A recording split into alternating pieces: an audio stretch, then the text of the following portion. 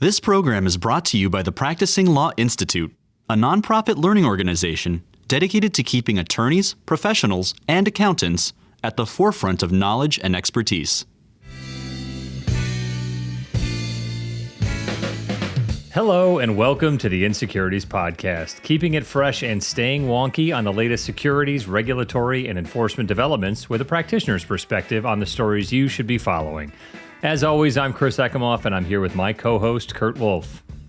It's good to be with you again, Chris. You know, we had a little mini break on our last episode where we replayed some of the best bits of our chat with Jane Norberg. We got on and talked a little bit ourselves, but I wanted to say that turned out to be right on time. I don't know if you noticed, Chris, That's right. But just days ago, the SEC announced a $279 million whistleblower award, the highest ever by more than double. So replaying the chat with Jane, I think, get into the discussion of on. correlation or causation here, but somebody is $250 million richer around the same time that we had replayed parts of Jane's episode. So, make your own conclusions there.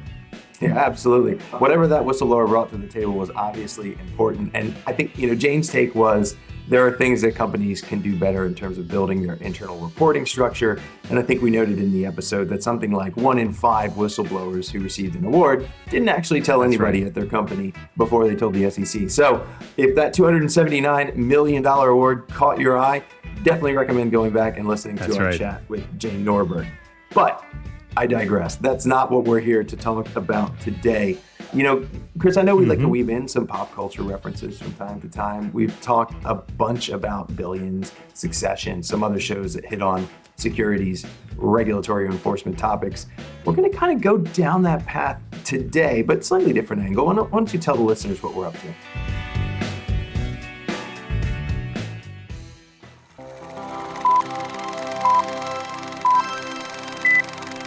Yeah, we've kicked this around for a bit, and we're thinking about this time of year, right? We're turning that corner into spring, and one of the summer traditions here in America is that of the summer movie blockbuster, right? It originally came about with this idea of the movie Jaws that came out in the summer of 1975. People standing around the block busting the actual concrete that it's on. Can't miss summer movies have really been a part of our cultural milieu, similar to baseball and apple pie, right, when summer comes around. Classic summer blockbusters include E.T., Star Wars, Christopher Nolan's Batman trilogy, and I don't know how many now, Kurt, Marvel movies that have come out in the summer to show that Iron Man or Captain America or whomever is the greatest, both selling popcorn and getting folks out to the theater. Yeah, absolutely. I think it's really funny when I was looking at our show notes before this, Chris, you mentioned that spring is like just getting here. In Virginia, it's been here for a while. We've lived through 2 waves of pollen, but is there still snow on the ground up there in Buffalo? I'm sure there's a parking lot where they've plowed a lot of snow somewhere that's got those last few kernels of salt there waiting to melt. But yes, we've enjoyed a mid-60s here for like 4 days in a row. So you'd think summer is here to stay. That's amazing. Well, looking forward to summer, absolutely. I wonder if, Chris, you mentioned the summer blockbuster. Are there any that you remember maybe standing in line for as a kid? Yeah, I came of age kind of in the movie going, and I like to say the bike riding phase of my life, kind of as the Star Wars prequel movies came out, the much derided and maybe much loved by former Commissioner Rob Jackson, 3 movies that predated the original series in the 70s and 80s. So shout out to my friend Ryan, who, we grew up together back in upstate New York, where he and I would ride our bikes together to the movie theater on an odd summer day. We had a whole setup, Kurt, where we would stand in line, get our tickets, and then we'd find 3 open seats together, and I would be in the seat in the left, he would be in the seat in the right, and the popcorn and soda would be on the seat in the middle. Nice. Giving us good arms room, to get out and kind of enjoy the movies. But Ryan's an avid listener here, so glad to shout to him and think about those days. I won't tell you how many decades ago, Kurt, taking our Huffies down to the bike rack at the Lowe's Theater and checking out some movies. How about for you? What do you remember from coming up with summer movies? Yeah, that's awesome. I was thinking about this. There are obviously a ton of movies you start to go to, especially once you're kind of, old enough to start dating. But a couple that really stuck out for me, and I'm going to date myself here, but I'm going way back. The first one that I remember really well was Back to the Future 3, which came out in 1990. Wow. That's the one where they actually go way back to the Wild West. And I remember right. it was one of the first movies where I sat way down front with a couple buddies, similar setup to you. Neck craning, right? Exactly. Just completely blown away by how lit it was. A pretty cool experience. And then a couple of summers, great. Batman Returns, that was like the summer blockbuster That's for right. some reason, my parents had this idea that it would be cool to go to a late night show. And so I remember going to like a 10 p.m. movie to watch it. Didn't get over till like after midnight, which was super late for me. But I mean, just remember still being like crazy on the way home because it was just, I mean, the movie was awesome and I was a kid. Yeah, it was perfect. that's great. So the summer blockbuster, man, so much fun. And obviously, our listeners know where we're going with this, Kurt. We are going to talk about some of the seminal movies in finance, accounting, securities law, and maybe even market structure. Who knew that we could create some movies out of that? We're going to stay wonky here, but we're also going to talk about some of those fresh movies that have happened over the past few decades. Yeah, that's right. And spoiler alert, we are not going to talk about any movies with Wall Street in the title. Apparently, we're also not going to talk about any movies with Wolf in the title. I'm not going to take that personally. Apologies to listeners Michael Douglas, Leo DiCaprio, and Shia LaBeouf. I'm sorry we're not going to talk about your movies today, guys. But we did want to talk about a few films that we think were, really interesting, maybe thoughtful, and that may or may not be on your radar. Maybe they just need another watch so that you can remember how good they are. And obviously, Kurt, we're limited by our time here. We also want to give a call out to our listeners. And I'll say we have more than 500 regular listeners at this point to the inSecurities pod. So thank you all for listening along. If you've got movies we don't talk about today, please reach out on Twitter or LinkedIn or shoot us an email. We'll be happy to update with some of the other movies that maybe we don't cover today.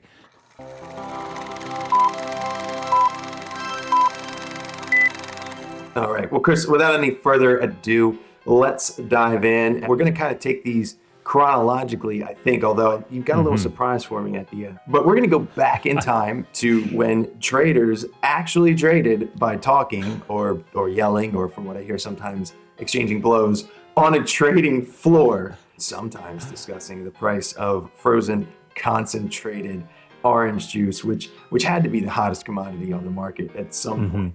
All right, Chris, so I've probably given the game away, but do you know what movie we're starting with? It's the 80s classic Trading Places, Kurt. Yeah, that's absolutely right. Okay, so for those that don't know, Trading Places came out in 1983. Amid growing fascination with Wall Street and some of the characters that were getting rich in the heady world of high finance, the opulent wealth and the sort of growing inequality was portrayed in Trading Places by the uber-wealthy antagonists, the Duke brothers. You'll remember, Chris, the Duke brothers couldn't decide whether nature or nurture was more likely to lead to success as a trader, maybe in life, in the business world. And when they found one of their star employees in an altercation, the Duke brothers decided to settle that debate with a real-life experiment, trading the places of two very different lives of two very different men. That's right. The headliners in this film are Dan Aykroyd and Eddie Murphy. Actually, I believe this was one of Eddie Murphy's very early feature film appearances back in 1983. So we all know him as a beloved comedian now, but he was still kind of on the rise then. Dan Aykroyd plays that well-to-do employee, Lewis Winthrop III, a name directly out of central casting for an executive at a trading firm. Eddie Murphy is the kind of street-smart hustler, if you will, named Billy Ray Valentine. So Valentine, the character, actually physically runs into Winthrop on the street. Winthrop, unfortunately, reacts from a place of privilege and immediately calls for the police to arrest this man for attempting to steal from him, right, on these trumped-up charges. The Dukes see this altercation, Kurt, as you referenced, and decides these are the two folks that are going to help them decide if nature or nurture plays out better. And why not have them switch places? Valentine, being someone from the street with no advantages and no background, could he serve as a successful executive with his knowledge of the streets and his abilities versus, Lewis Winthrop III, who not only is the third of his name, but has also come from a place of extreme education and affluence as he had. Of course, to pull off this bet, not only do they have to elevate William Valentine's status. That's right. Excuse me. but they have to also sort of bring Winthrop down a couple of pegs. So they really set him up just to lose everything. They take his car, his house, his dignity, and they end up getting him arrested for being associated with illegal drugs and other things.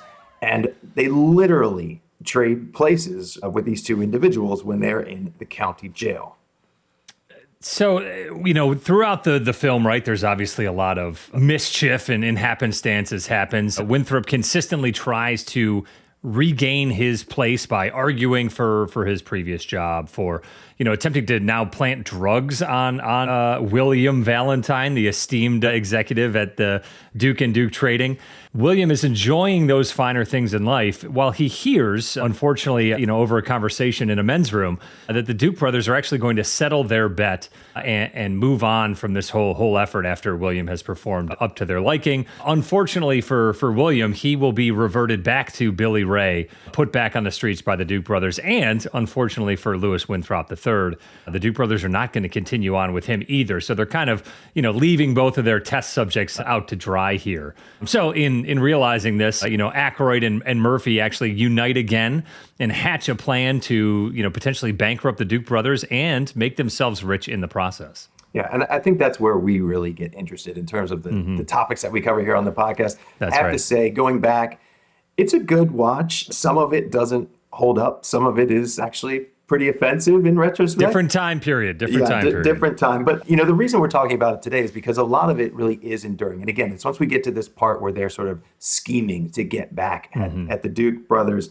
I mean, you kind of have a commodities trading 101 in there. There's a couple cool scenes where they're explaining it to William Valentine earlier in the movie. But then once they're figuring out how they're going to bring about this scheme to bring down the Duke brothers, we really start to get into some of the good stuff that we care about. So, I mean, Chris, without giving away too much, folks maybe haven't seen it, but why don't you tell us some of the financial lessons that we might glean from the movie? Yeah, I guess, Kurt, I don't know how long spoiler alerts need to go on, but we're looking at what? 40 years at this point in terms of how long it's been. So we will hold out on how the movie results. But, the climax and the kind of the last third of the movie really depends on the interplay between closely held information and its impact on the markets in real time. In this specific circumstance in the movie, there's a specific government report about agricultural forecasts for the coming year that's seen as a crucial part of the day's determination of specific commodities prices. So you can imagine in a world, if the forecast for the crop is good, the crop will perform. They'll have a lot of, in this case, orange juice down the road. So the demand for commodities contracts in the current environment today will be less. So the price of those will be less because you won't be worried about securing your oranges at a future date. Conversely, you can imagine if the forecast for the crop is bad, there will be less oranges in the future, meaning there's a higher demand to secure delivery of that commodity in the future. The prices of those commodities will go up. Kurt, I know we're diving into the numbers here on the accounting side. You still with me? Yeah. I mean, supply and demand, right? I think I'm with you. Easy stuff. So you can imagine if a certain set of brothers who own a trading house got their hands on a government report before the market did, they could buy and sell their commodities futures contracts to their own gain and maybe through the loss of the market. But Kurt, if they received bad information and the market turned on them at just the right time, say someone yelling, sell 30 April at 142, that could turn over the the orange cart in this case. Yeah, and that's what happens in the movie. We won't spoil it, but let's just say that the Dukes make a bad bet on the basis of some bad information. And, our boys Winthrop and Valentine seem to do okay at the end of the movie. That's right. Heroes all. Anyway, definitely worth checking it out, not just because it has a great cast and there's some great repartee between Aykroyd and Murphy, but because, again, there's some things that came out of this movie that hang with us even still today. Like, Chris, did you know, for example, that there is or was supposed to be an Eddie Murphy rule? I can't imagine through his storied career what that might be about, Kurt, but tell me about the Eddie Murphy rule. I mean, this is really just, the smashing together of all the things we talk about here on the podcast. That's right. So the Eddie Murphy rule. In 2010, then CFTC chairman Gary Gensler, yes, that Gensler, testified in front of the House Committee on Agriculture. And in that hearing, he recommended an Eddie Murphy rule that would ban insider trading using non-public information misappropriated from a government source. So if he's proposing that in 2010, Kurt, that means it's legal to steal government information and trade upon that? Probably not, Chris, but okay. We're hitting on some themes we've talked about in the past that feels a little bit like maybe some of those political intelligence insider trading cases. We're actually, I don't want to get too wonky here since we're talking about movies, but when we think about the CFTC, it's much like the SEC, right? The commodities laws don't have a specific insider trading rule.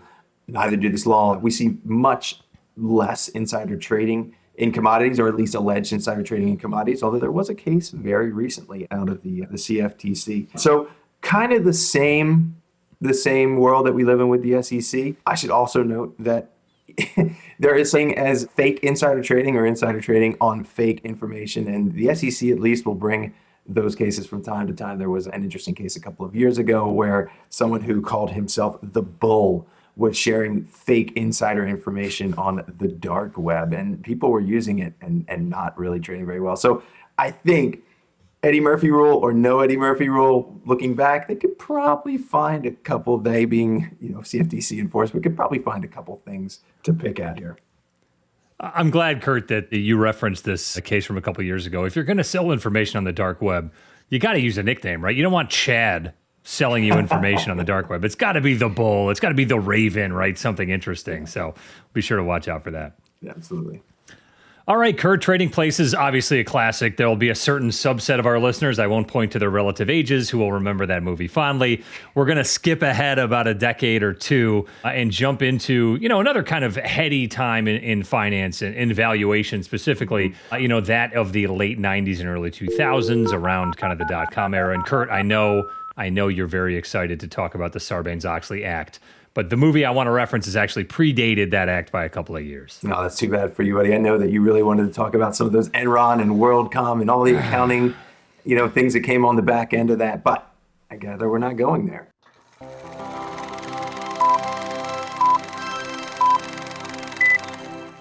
We're not going there. We're going to talk a little bit more on the accounting side when it comes to pink sheet traded stocks and IPO bridge financing, Kurt. Woo! Do you have any idea of what movie I'm talking about? I mean, not based on that description, but go on. Well, it's based on a similar fact pattern to one of the movies in 2013 that actually got nominated for the Best Picture. Belfort kind of movie? It is kind of along that vein. I think there's never been a solid answer about the germination of this specific flick, but in the year 2000, the movie Boiler Room was released, starring Giovanni Ribisi, a not yet so fast or furious Vin Diesel, Ben Affleck, kind of in a key part of his career, and then a cast of high octane actors playing over the top stock traders at a Long Island based boiler room operation. In contrast to that dedicated story of Jordan Belfort played out in the Wolf, no relation, of Wall Street, Boiler Room as a movie actually takes a darker view of that impact of those kind of pump and dump schemes and how they, create, opportunities for success and also loss on behalf of, those kind of mom and pop investors. Yeah, so I do remember this movie. I actually love this movie. And you forgot to mention Seth's love interest, Abby, who was played by Nia Long. She's fantastic. Right. Yep. And honestly, you can't say enough about Ben Affleck's limited role, right? When he comes in to sort of give that speech during the recruiting session, the I'm an effing millionaire speech. I mean, it's just like dripping with quotable lines. That's right. It's so good. He slides the Ferrari keys across the it's amazing. So I really do love this movie. And so for anyone who hasn't seen it, we'll do a quick little synopsis here. So Giovanni Ribisi's character, Seth Davis, starts out as a college dropout who's running a poker game out of his New York City apartment. He's just amazed when his cousin comes by one night with his very wealthy friend, Greg, who's talking about his job as a trader at the firm JT Marlin, and really just talking about how much money there is to be made in that job. Greg sees something he likes in Seth and recruits him to come on board as a trainee and get into this world of stock trading. And it really, Kurt, at this point sounds like a rags to riches story, right? You've got this kind of, again, streetwise kid, running a poker game who's now on his way to be a stock trader. The movie progresses. Seth quickly passes his exams, Series 7 at the time, and begins trading those stocks that the firm's pushing on pink sheets. All right, those kind of penny stock trades to what they call uninterested whales, or what can be described as kind of targeted wealthy clients who don't currently trade with other firms, right? They don't have a brokerage relationship. And maybe lack the sophistication to independently evaluate the recommendations that are being provided. Now, Kurt, before you get too excited, the year 2000 predates regulation best interest by a wide margin. It is not even a twinkle in the regulator's eye at this point. So there's a lot going on there we can unpack. I know it's a shame, really. And maybe, we keep talking about writing a movie, a securities movie. It's like Boiler Room 2, The Revenge of Reg BI. I don't know. It could be amazing. I think I've got some work on the title. Anyway, so our street smart protagonist, Seth, eventually gets a little too smart for his own good. And he realizes that the operation at JT Marlin is really just a boiler room. And actually, all they're doing is creating demand for these stocks among these, sort of unsuspecting whales, as you put it. These forced sales essentially pump up the price of these stocks. So the traders are getting their commissions. And they know that at the end of the day, these guys on the other end of the phone, I think they're all guys in the movie, they're just going to lose their shirts. Mm-hmm. Yeah, and as I said, right, it's kind of a darker take on the same story. The movie focuses on a single character named Harry, who's kind of, portrayed as a middle-class family man who gets a call from Seth, decides to jump in on this sales effort, for a certain stock that they're pitching, putting his life savings, the money that him and his wife had put aside for a house into this stock. And the sale happens before Seth starts to get wise, but it really is a illustration of Seth's education on how JT Marlin's operating and the impact it's having on Harry. You can see Giovanni Ribisi struggle, right, as an actor with kind of the emotions Seth's feeling as he's watching this man's life unravel, right? The savings are gone. The house that they were going to bid on, they lose. The stock is not going in the direction that was originally promised. And Seth's really trying to find a way out and a way to help, both Harry and unfortunately himself moving forward.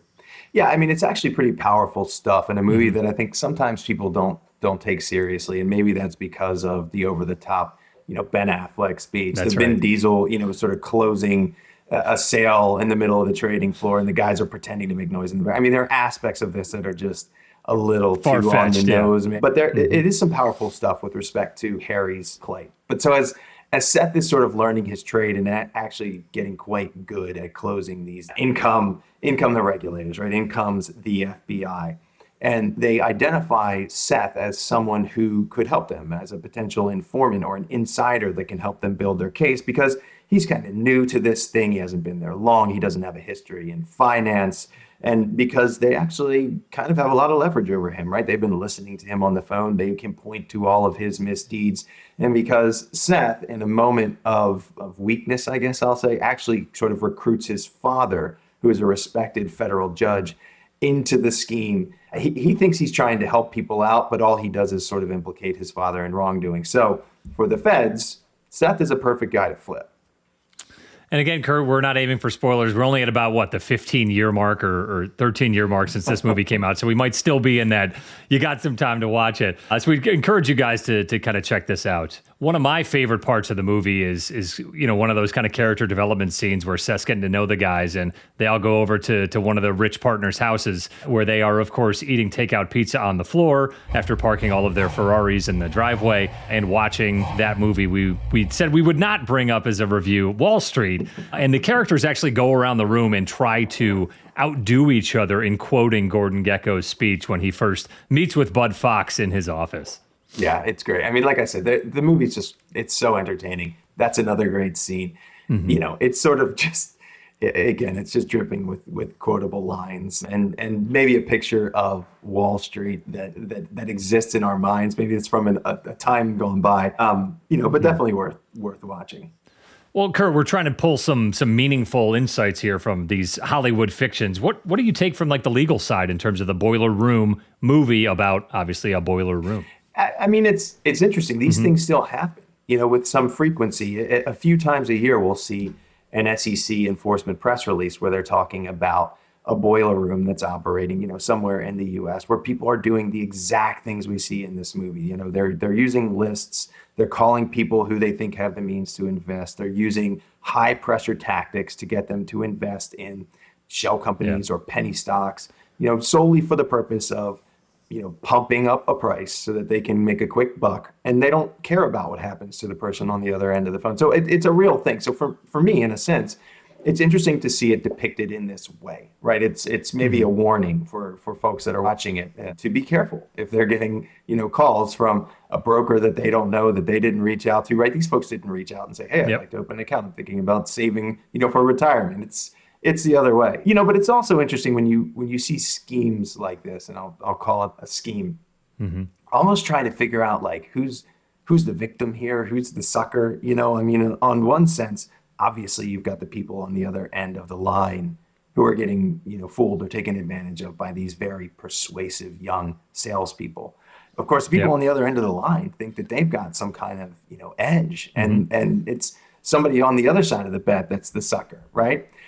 I mean, everybody is sort of portrayed almost as the loser in a sense here by the time you get to the end of the movie. I think maybe that's true. Yeah.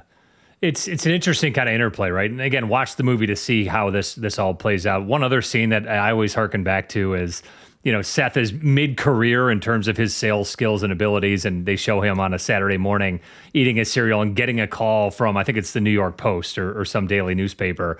And the guy says, hey, would you like to subscribe? And Seth goes, no. And he goes, okay.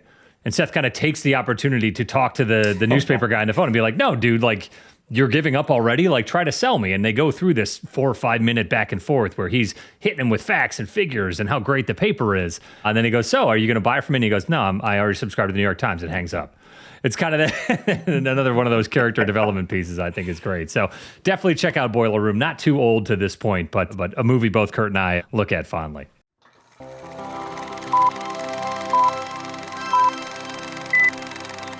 Okay. All right. So we've got time for one more. And this, as I said, you were going to surprise me. So what's our last movie here, Let's Chris? jump ahead another decade or so, Kurt. We're looking back at a time period, right, that we talk about a lot in the inSecurities podcast that's really changed kind of the landscape, right? And the 2008 financial crisis is that stake in the ground that there's a before time and an after time in terms of how financial markets are regulated and what's been kind of the focus of trading and investment banking, a lot of those things. So there's a movie that came out right after that period that I think, really leans into a lot of the issues that happened, is a pretty important portrayal of that time period. And Kurt, I'll describe it to you in a couple of different ways.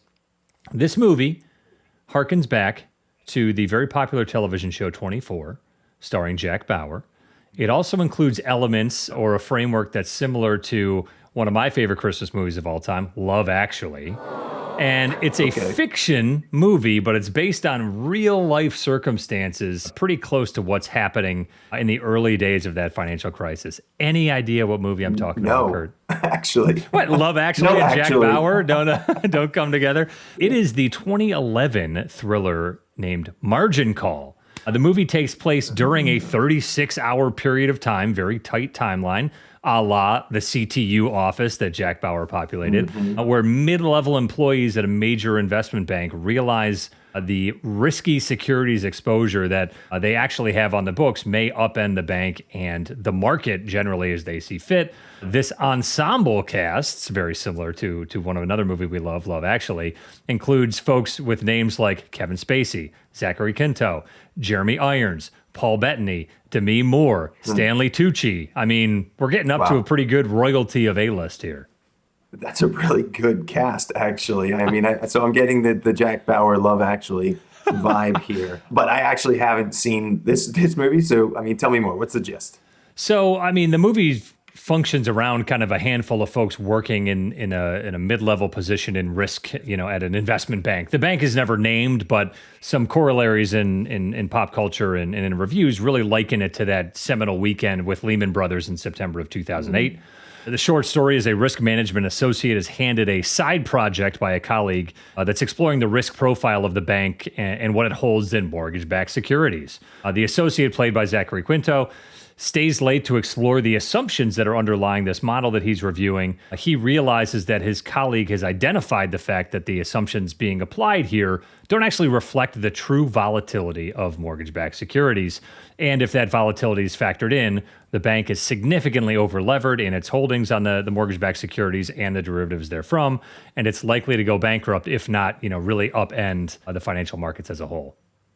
Interesting. That's quite a thing to discover and probably a pretty difficult message to deliver. How do they handle that in the film? Yeah, not just one of those, hey, I'm going to stop by the boss's office for 5 minutes and get his take. Right. One of the things that I think Margin Call gets right and is really celebrated for in terms of its portrayal is those internal firm dynamics of those communications, right? You've got folks whose full-time job it is to monitor and manage risk.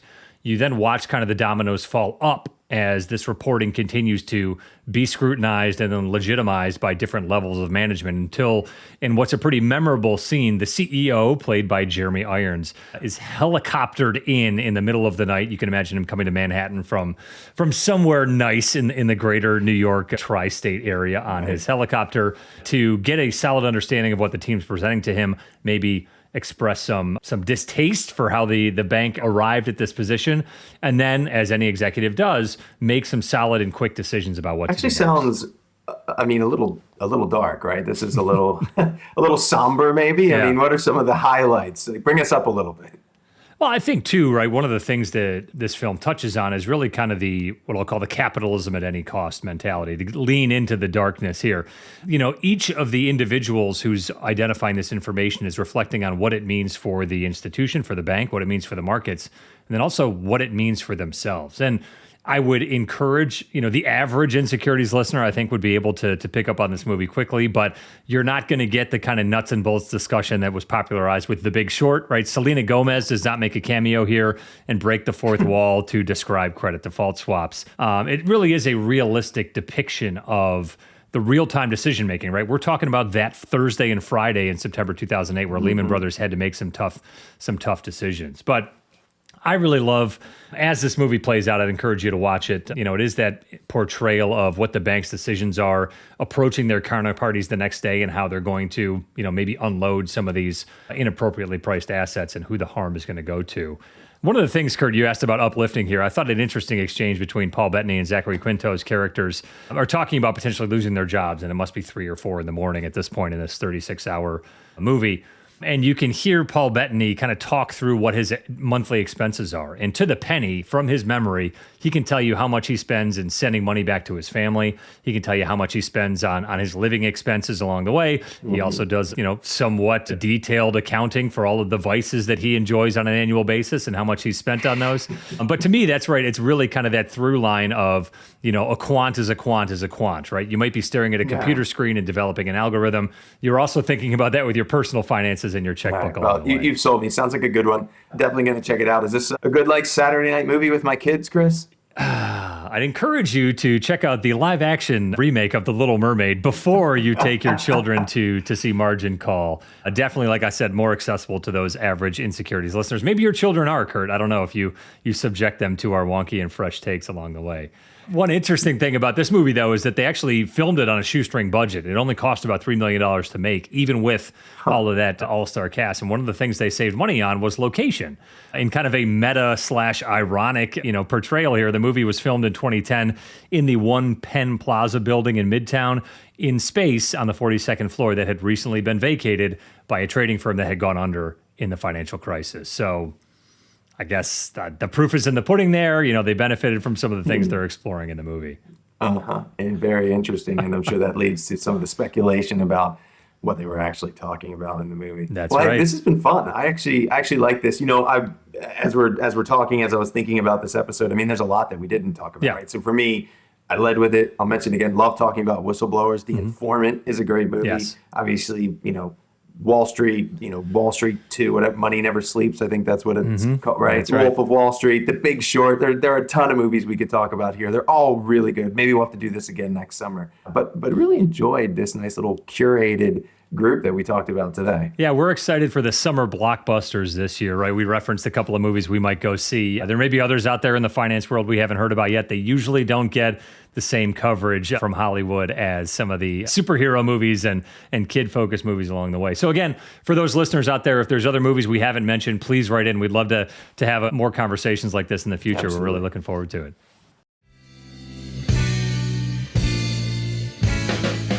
Thanks for joining us for this episode of the inSecurities Podcast. As always, we want to hear from you regarding your thoughts, comments, and topics for discussion on future episodes of inSecurities. please use the hashtag inSecuritiesPod on Twitter or LinkedIn to join the conversation. You can find me at EkimofCPA. And I'm in Force_update. Be sure to subscribe, rate, and review the inSecurities podcast wherever you listen. Be well, everyone, and we'll see you next time. Thanks for tuning in.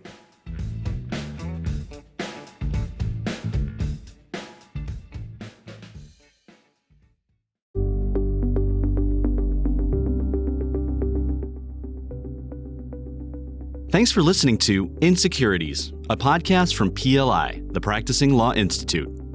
PLI is a nonprofit provider of authoritative professional services training and continuing education. In an increasingly complex business environment where intricate corporate structures reign, inSecurities can help you make sense of it all. A special thanks goes to the producer of inSecurities, Daniel Peinitz, as well as hosts Chris Ekimoff and Kurt Wolf.